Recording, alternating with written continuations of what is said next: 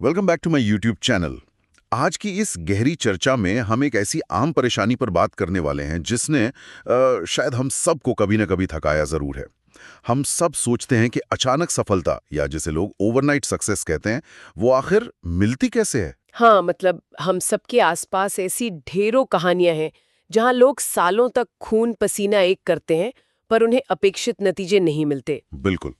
और मार्केट में देखिए, 30 दिन में वजन घटाने वाले या रातों रात अमीर बनने वाले कितने दावे होते हैं जो आखिर में नाकाम हो जाते हैं। क्विक फिक्सेस आखिर फेल क्यों होते हैं? देखिए, निराशा इसलिए आती है क्योंकि हमारा दिमाग हमेशा जल्दी नतीजे देखना चाहता है, पर असलियत में सफलता का जो तरीका है वो इसके बिल्कुल उलट काम करता है। सही कहा। और आज के इस डीप डाइव का मुख्य मकसद इन्हीं समस्याओं का असल समाधान ढूंढना है। आज हम डैरन हार्डी की मशहूर किताब द कंपाउंड इफेक्ट के आधार पर समझेंगे कि कैसे छोटे और लगातार फैसले हैरान अंगेज परिणाम लाते हैं। तो चलिए इसे थोड़ा विस्तार से समझते हैं। इस किताब के सबसे खास बात जो मुझे लगती है वो ये है कि इसमें किसी चमत्कार या जादू की बात नहीं की गई है, बल्कि ये एक ऐसी भारी पद्धति या सिस्टम के बारे में है जो हर किसी के जीवन को पहले से ही चला रहा है। मतलब चाहो या ना चाहो वो सिस्टम ऑन ही रहता है। एकदम सही। फर्क बस इतना है कि कुछ लोग इस कंपाउंड इफेक्ट का इस्तेमाल अपने फायदे के लिए करते हैं और बाकी लोग अनजाने में बिना सोचे समझे अपना नुकसान कर बैठते हैं। तो इसको एक कहानी के जरिए सुनते हैं। किताब में 3 दोस्तों की एक बहुत बढ़िया कहानी है। मान लीजिए उनके नाम लैरी, स्कॉट और ब्रैड हैं। तीनों आम जिंदगी जी रहे हैं, आमदनी, वजन सब एक जैसा है। अब लैरी अपनी जिंदगी वैसे ही चलने देता है, कोई बदलाव नहीं करता। जो कि वैसे ज्यादातर लोगों की आदत होती है, स्टेटस को मेंटेन करके चलना। हाँ। और दूसरी तरफ स्कॉट फैसला करता है कि वो कुछ छोटे और आसान से सकारात्मक बदलाव करेगा।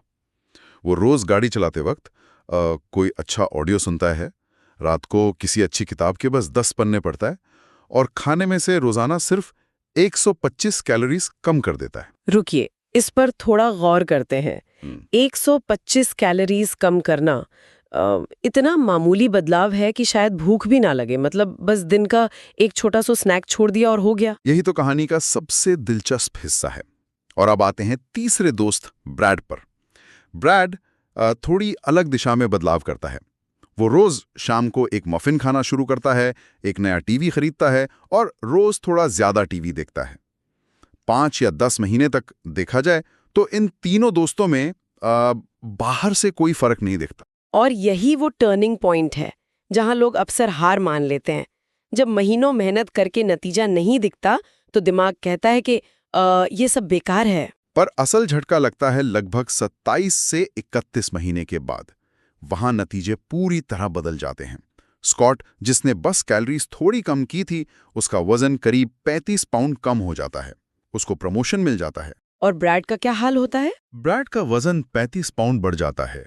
टीवी देखने की आदत से वो आलसी हो गया और उसकी नौकरी और शादी दोनों खतरे में आ गए। और लैरी, वो पहले से थोड़ा और उदास हो गया क्योंकि दुनिया आगे बढ़ गई और वो वहीं रह गया। यहाँ सबसे हैरानगी इस बात यह है कि इन नतीजों के पीछे कोई बड़ा अचानक होने वाला चमत्कार नहीं था।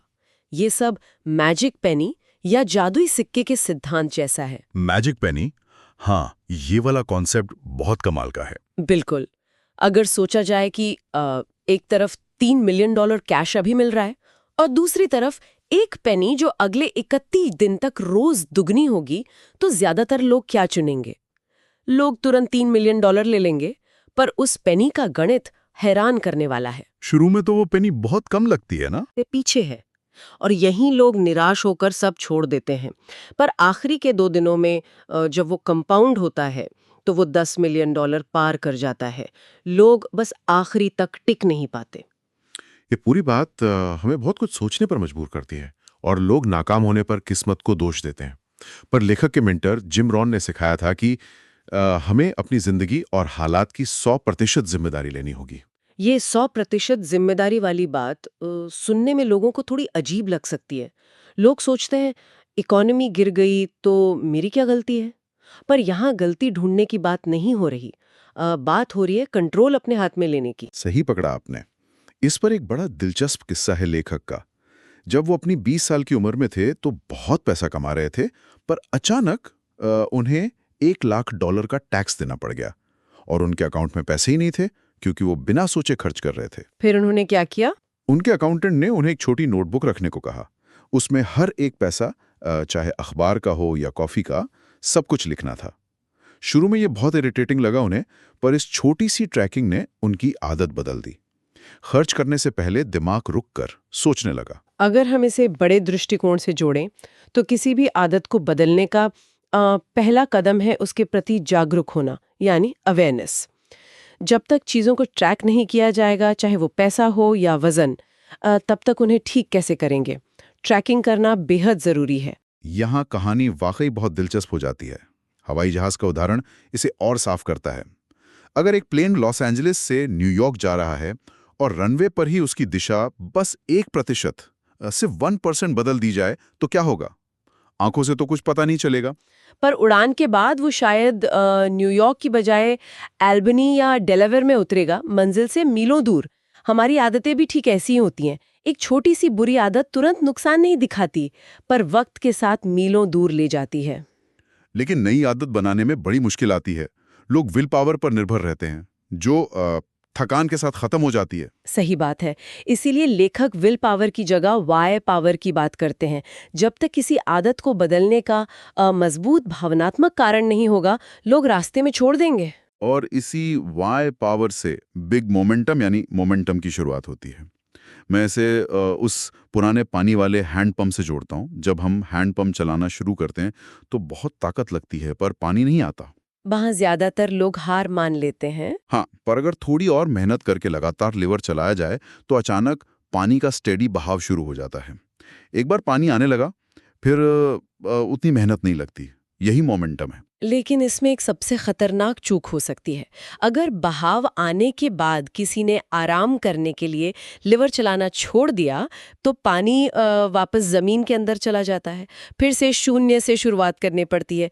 लगातारता यानी कंसिस्टेंसी बहुत जरूरी है। लगातारता के साथ एक और चीज जरूरी है, दिमाग का खाना। जैसे शरीर को सेहतमंद खाना चाहिए, वैसे ही दिमाग को। कंप्यूटर साइंस में कहते हैं ना, गार्बेज इन गार्बेज आउट। अगर लगातार नेगेटिव न्यूज़ देखी जाए तो दिमाग निराश हो जाता है। लेखक ने इसीलिए न्यूज़ और टीवी देखना छोड़ दिया था। और दिमाग के इस खाने के साथ एक रिसर्च बहुत फिटिंग है, हार्वर्ड के डॉक्टर डेविड मैक्लेलैंड की रिसर्च। उन्होंने साबित किया कि हमारा रेफरेंस ग्रुप, यानी वो लोग जिनके साथ हम वक्त बिताते हैं, वो हमारी सफलता का 95% हिस्सा तय करते हैं। 95%? ये तो बहुत बड़ा नंबर है। हाँ, और जिम रोन भी कहते थे कि हम उन 5 लोगों का औसत बन जाते हैं जिनके साथ सबसे ज्यादा रहते हैं। इससे एक बड़ा सवाल उठता है कि क्या हमारे आसपास के लोग वही हैं जिन जैसा हम बनना चाहते हैं? हमें अपनी संगत पूरी सोच समझ कर चुननी चाहिए। बिल्कुल सही बात है। और जब हम अपनी आदतें सुधारते हैं, ट्रैकिंग करते हैं, संगत अच्छी करते हैं, तो एक तकलीफ वाला वक्त जरूर आता है, जिसे मोमेंट ऑफ ट्रूथ कहते हैं।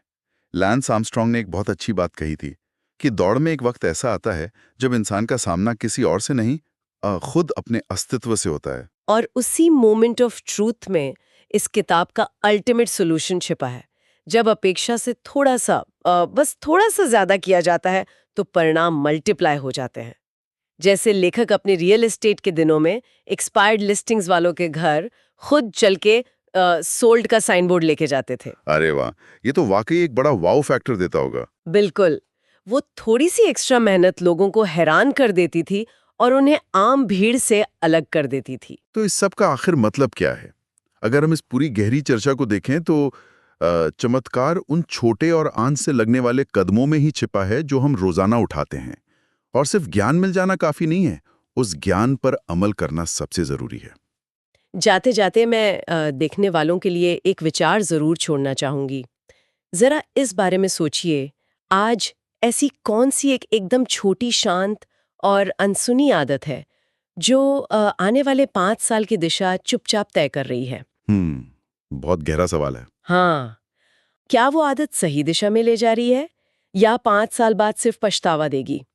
अगर उस एक छोटी आदत को आज ही पहचान लिया जाए तो भविष्य कितना बदल सकता है। वाकई ये एक ऐसा सवाल है जिसका जवाब हम सबको खुद के अंदर ढूंढना होगा। तो दोस्तों, इसी विचार के साथ हम आज की इस गहरी चर्चा को यहीं विराम देते हैं। उम्मीद है आपको द कंपाउंड इफेक्ट के ये असूल समझ आए होंगे। और हाँ, ऐसे ही और जबरदस्त टॉपिक्स के लिए subscribe to my YouTube channel progress with Praveen. Take care, see you in next video.